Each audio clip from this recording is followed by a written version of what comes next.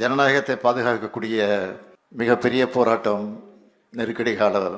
அந்த நெருக்கடி காலத்தில் திராவிட முன்னேற்றக் கழகம் சந்தித்திருக்கக்கூடிய தியாகங்கள், தலைவர்களிலிருந்து தொண்டர்கள் வரை பல்வேறு கொடுமைகளை அனுபவித்து அந்த தியாகங்கள் எல்லாம் ஏற்றுக்கொண்டு அவர்கள் பட்டிருக்கக்கூடிய கஷ்டங்கள், நஷ்டங்கள் இதெல்லாம் வரலாற்றில் தெளிவாக பதிந்திருக்கக்கூடியவை. அப்படிப்பட்ட வரலாற்றை பதிவாகி இருக்கக்கூடிய வகையில எதற்கும் அஞ்சாமல் எந்த தியாகத்திற்கும் தயாராக இருக்கக்கூடியவர்களாகத்தான் திராவிட முன்னேற்ற கழகத்தை சார்ந்தவர்கள் இருந்திருக்கிறார்கள். அதனால்தான் இன்றைக்கும் கம்பீரமாக நம்முடைய திராவிட முன்னேற்ற கழகம் பீடுநடை போட்டுக் கொண்டிருக்கிறது.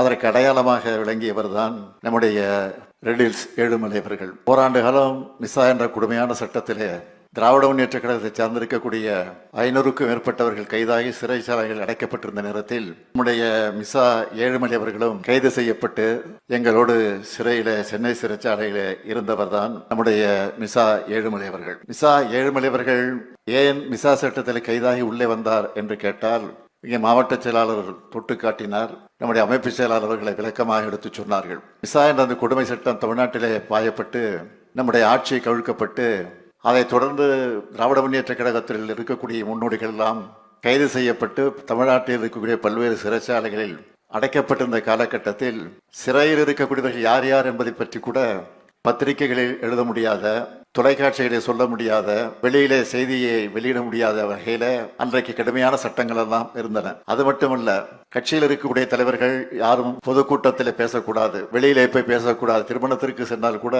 அரசியல் பேசக்கூடாது என்ற நிலையெல்லாம் இருந்த நேரம் தலைவர் கலைஞர் அவர்களுக்கு பேசுவதற்கு கூட இடம் கொடுக்க கூடாது என்று அன்றைக்கு பல கொடுமைகள் எல்லாம் சட்டமாக ஏற்றி வைத்திருந்தார்கள். அந்த நேரத்தில் நம்முடைய செங்குன்றம் பகுதியை சார்ந்த நம்முடைய மிசா ஏழுமலை அவர்கள் உடனடியாக தலைவர் கலைஞர் அவர்கள் நம்முடைய பகுதிக்கு வருவதாக இருந்தால் என்னுடைய அரிசி மில், ரைஸ் மில், அந்த மில்லை நான் தருகிறேன் என்று சொன்னபோது நம்முடைய தோழர்கள் எல்லாம் சொல்லி இருக்கிறார்கள், நீங்கள் தந்தால் உங்களுக்கு பல கொடுமைகள் ஏற்படும், உங்கள் மீது வழக்கு வரும், நீங்கள் கைது செய்யப்படுவீர்கள் என்றெல்லாம் கூட எச்சரித்திருக்கிறார்கள். ஆனால் அதை பற்றியெல்லாம் கவலைப்படாமல் எந்த கொடுமை இருந்தாலும் சரி, கைது செய்யப்பட்டாலும் சரி, நான் தலைவர் கலைஞர்களுக்கு இடம் கொடுப்பேன் என்று சொல்லி அந்த ரைஸ் மில்லை அன்றைக்கு துணிச்சலாக இருந்தார்கள்.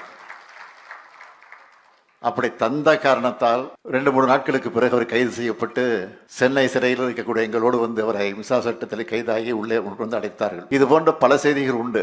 அதே போல விருத்தாசலத்தில் குமாரசாமி என்கிற ஒரு கடை வியாபாரி, அவர் கட்சியில எந்த பொறுப்பும் கிடையாது, ஆனால் கட்சியுடைய அனுதாபையாக இருந்தவர், அவரும் கைது செய்யப்பட்டு மிசா சட்டத்தில் கொண்டு கைது செய்யப்பட்டு உள்ளே அடைத்தார்கள். எதற்கு என்று கேட்டால், எப்படி மிசா ஏழுமலை கைது செய்யப்பட்டார்களோ அதே போல அவரும் விருத்தாசலத்தில் தலைவர் கலைஞர் பேசுவதற்கு இடம் கொடுத்த காரணத்தால் மட்டும் இல்லை, வீட்டிற்கு அழைத்து மதிய உணவு வழங்கிய காரணத்தால் கைது செய்யப்பட்டு சிறையில் அடைத்தார்கள். இதையெல்லாம் எதற்காக சொல்கிறேன் என்று சொன்னால், இன்றைக்கு யார் யாரோ கிளம்பி இந்த கழகத்தை அழித்து விடலாம், ஒழித்து விடலாம் என்று கனவு கண்டு கொண்டிருக்கிறார்களே, அவர் கனவெல்லாம் நிச்சயம் எந்த கொம்பனாலும் இந்த இயக்கத்தை தொட்டு கூட பார்க்க முடியாது என்பதை மாத்திரம் இந்த நேரத்தில் நான் குறிப்பிட்டு காட்ட கடமைப்பட்டிருக்கிறேன். ஏழுமலை அவருடைய அருமை மகன் நம்முடைய சகோதரர் பாபு அவர்கள் இங்கே நன்றி உரையாற்றுவது எடுத்து சொன்னார். நாங்கள் பெருமைப்படுகிறோம், மிகுந்த மகிழ்ச்சி அடைகிறோம், இதை வாழ்நாள் மறக்க மாட்டோம் என்றெல்லாம் சொன்னார்கள்.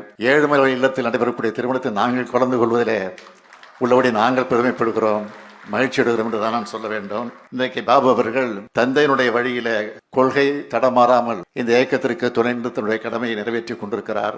மாணவ பருவத்திலிருந்து கழக பணிகளுக்காக தன்னை ஒப்படைத்துக் கொண்டு முழுமையாக அவர் தன்னுடைய உழைப்பை உழைத்துக் கொண்டிருக்கிறார். போராட்ட களம் என்றாலும் துணிவோடு களம் காணக்கூடிய ஒரு ஆற்றல் மிக்க செயல் வீரராக நம்முடைய பாபு அவர்கள் விளங்கி கொண்டிருக்கிறார்கள். அவர் மென்மேலும் வளர வேண்டும் என்று நான் அந்த நேரத்தில் வாழ்த்துவதை கடமைப்பட்டிருக்கிறேன். இன்றைக்கு இருக்கக்கூடிய நாடு இருக்கக்கூடிய சூழ்நிலைகள் எல்லாம் உங்களுக்கு நன்றாக தெரியும். அதிலும் SIR என சொல்லப்படக்கூடிய ஒரு சிறப்பு தீவிர வாக்காளர் பட்டியல் திருத்த பணிகள் தமிழ்நாட்டில் தொடங்கி இருக்கு. இந்த மாதம் 4ஆம் தேதியிலிருந்து வருகிற நவம்பர் மாதம் 4ஆம் தேதி வரையில அந்த பணி நடைபெற இருக்கிறது என்பது, நவம்பர் மாதம் 4ஆம் தேதி டிசம்பர் மாதம் 4ஆம் தேதி வரையில அது நடைபெறவிருக்கிறது என்பதெல்லாம் உங்களுக்கு நன்றாக தெரியும்.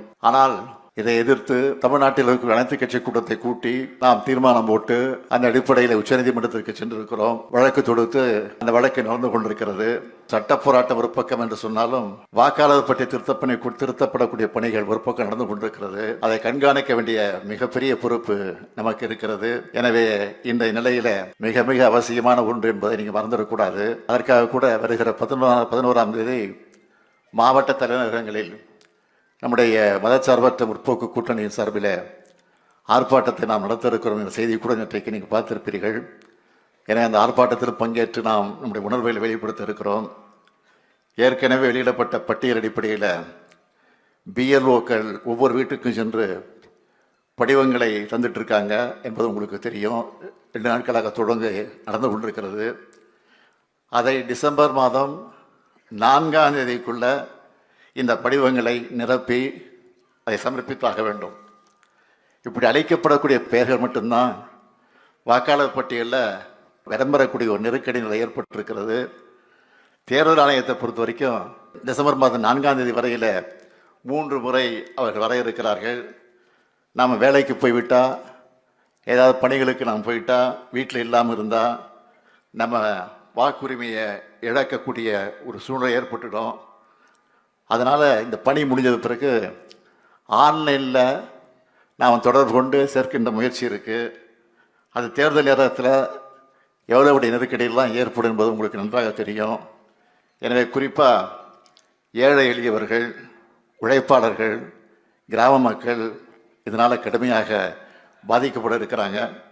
இது தொடர்பாக ஏதேனும் சந்தேகம் இருந்தால் அதற்கு ஒரு தொலைபேசி எண்ணை தேர்தல் ஆணையம் தந்திருக்கு. ஆனால் அதை மட்டுமே நம்பி நாம் ஏமாந்து விடக்கூடாது. அதனால தான் நம்முடைய கட்சியை பொறுத்த வரைக்கும் நாம் சென்னையில் இருக்கக்கூடிய நம்முடைய அண்ணா அறிவாலயத்தில் கழகத்துடைய சட்டத்துறையினுடைய செயலாளர், நம்முடைய மூத்த வழக்கறிஞர் என்ஆர் இளங்கோ அவர்களை மேற்பார்வையில் உதவி மையம் அமைச்சிருக்கிறோம்.